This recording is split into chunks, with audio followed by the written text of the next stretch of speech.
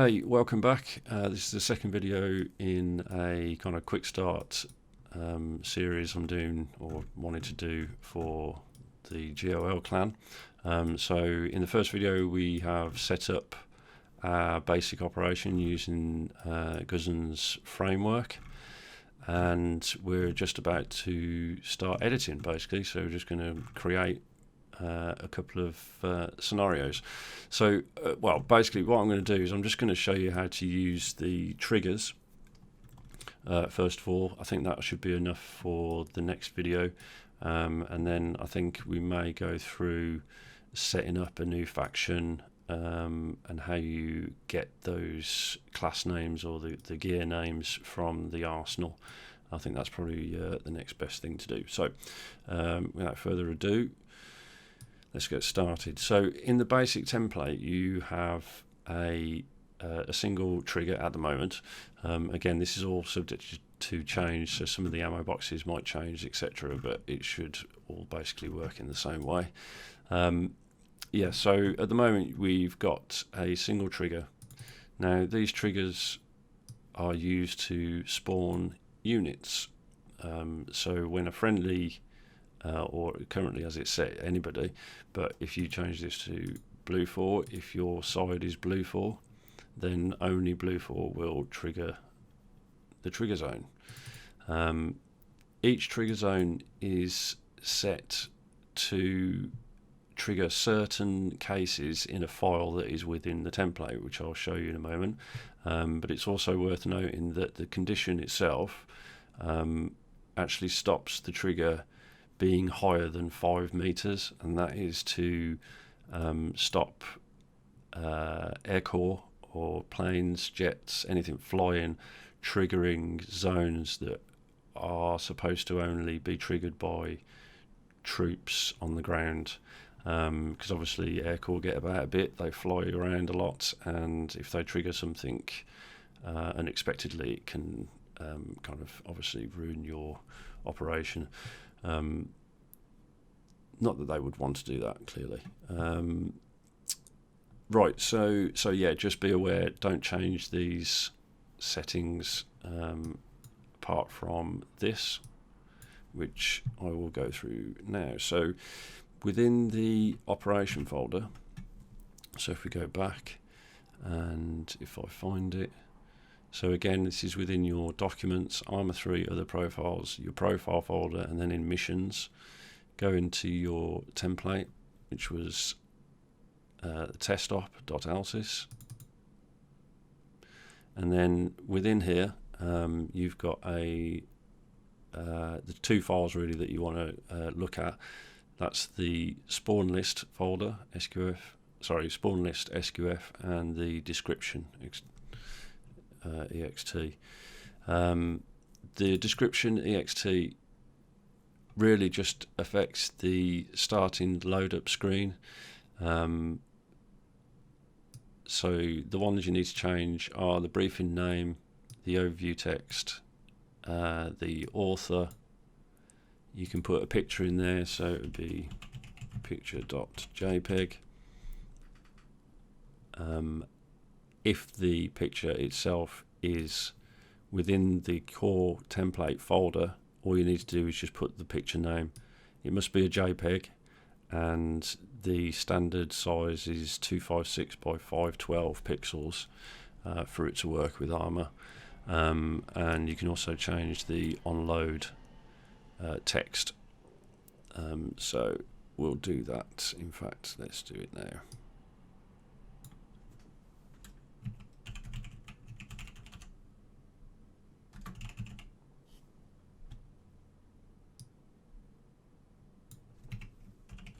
You can really use these however you like, it's depending on obviously where you want the text to appear.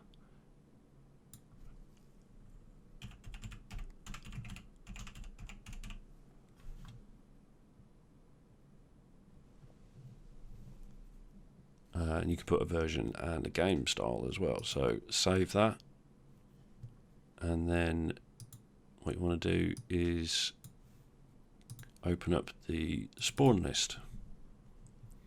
Right, so Within the default spawn list, you can see here it's got case 1, case 2, case 3. These refer to the triggers within the template. So at the moment we've only got one trigger, and you can see that on activation it's got a number 1 here. That means it's referring to case 1 in this file. So you may want to have a couple more, so just copy and paste them, and then in the second one change that to 2, in the third one change that to 3. Click OK. So now you've got 3 triggers, 1, 2, 3, and they refer to case 1, case 2 and case 3 within the spawn list. Right, so what we're going to do is I'm going to move these 2 out of the way. I don't need those at the moment.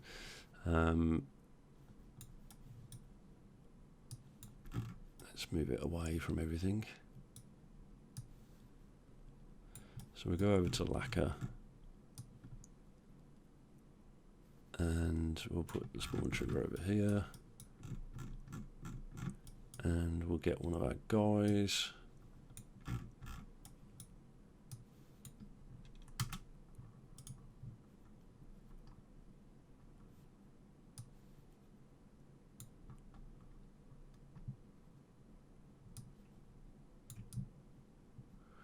And we'll put them in front of the trigger. So if I just walk forward, I'll walk through this trigger. Right, so what I'm going to do is I'm going to create a couple of different types of units. So a static unit, a group of units with waypoints, and I'm going to put some objects down as well. So we'll do the objects first.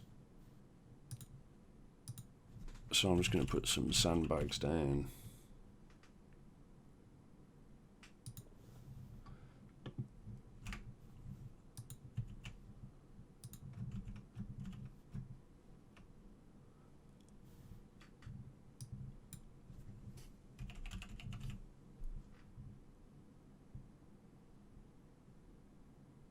And I'll put a small bunker down as well.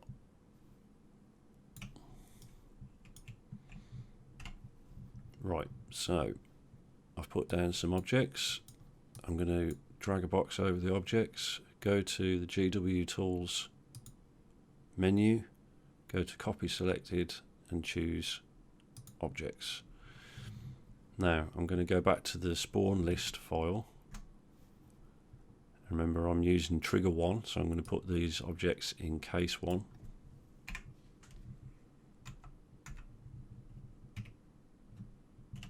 And I'm just going to paste. So what that's done is just put in the class name and the coordinates, basically X, Y, Z, of each object, and you can see that it's put in 3 different objects. Right, so I've put the objects in. Now I'm going to create a static unit. So I'm going to put in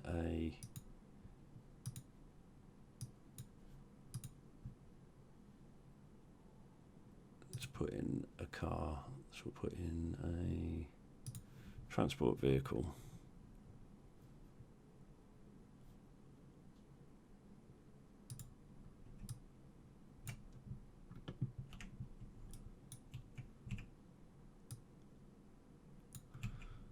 So I put in my transport vehicle again, same as last time, drag a box over the top of it, go to GW Tools and choose as static unit. Now I'm going to go back to my spawn list, and again I'm still in case 1 because I'm still only using the first trigger. I want these all to appear when I walk through the first trigger. Create a space, paste it in.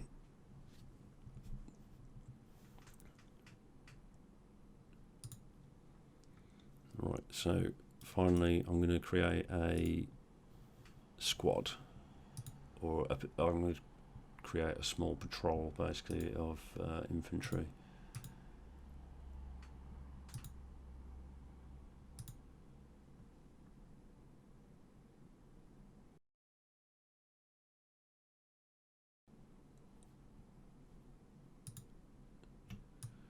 So I put my guy down, select the group, choose a couple of waypoints.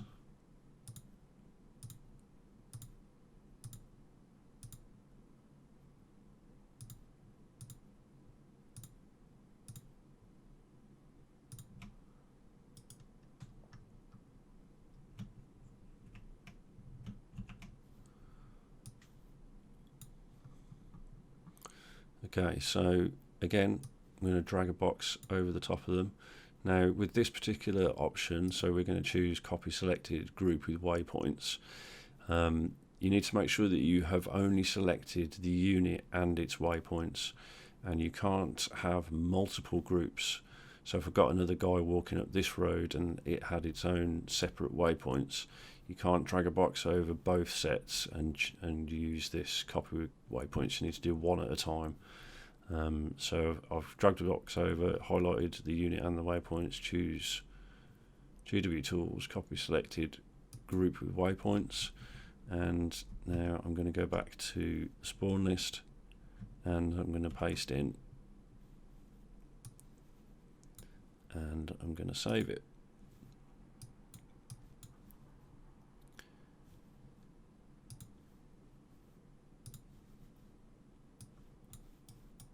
Right, so once I've done that, then effectively what I can do is now I can delete all of these objects because the file itself has got the coordinates for them. However, what I think is a good tip, if you're setting up a big area of custom objects, units, waypoints, etc., once you delete them, you've lost them and you have no reference to where these objects are. So the way I get around this is basically I put down two markers, both the same, put them pretty much right on top of each other, but it doesn't have to be exactly right. I don't think you probably can get exactly right. And then basically just drag a box over them, zoom in, hold control and left click one of the markers so it deselects it, and then basically just drag the rest out.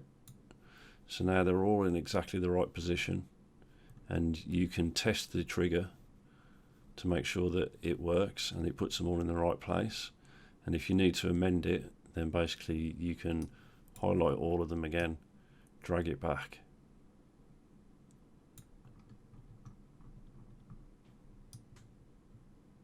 roughly where it was, and you again now know exactly where all your bits and bobs are.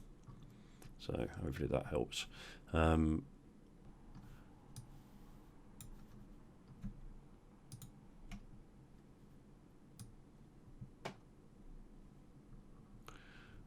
so I'm going to put those out of the way somewhere, and now we'll save this,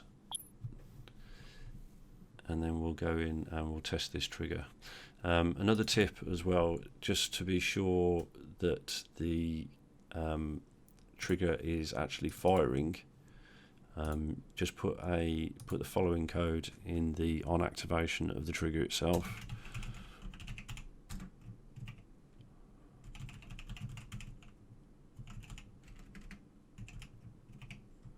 Okay, so click OK on that. Again, save, and we'll go and preview it. Hopefully I haven't cocked up.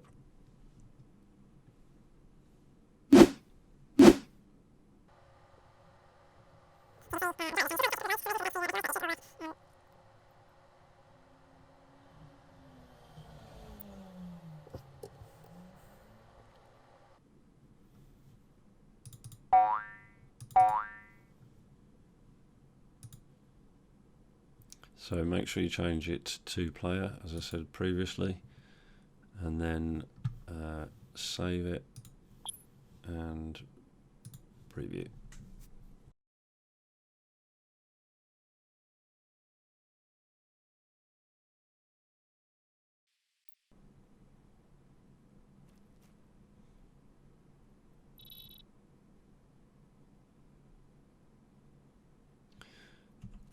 Okay, so you can see in the bottom left hand corner we've got the safe start message, and tells you that there's a minute remaining until the weapon's alive. That's part of the GW Tools, the add-ons options. So here I am, and if I just walk forward, we should see in the bottom left hand corner of the screen, trigger test is fired. And now if I jump into Zeus,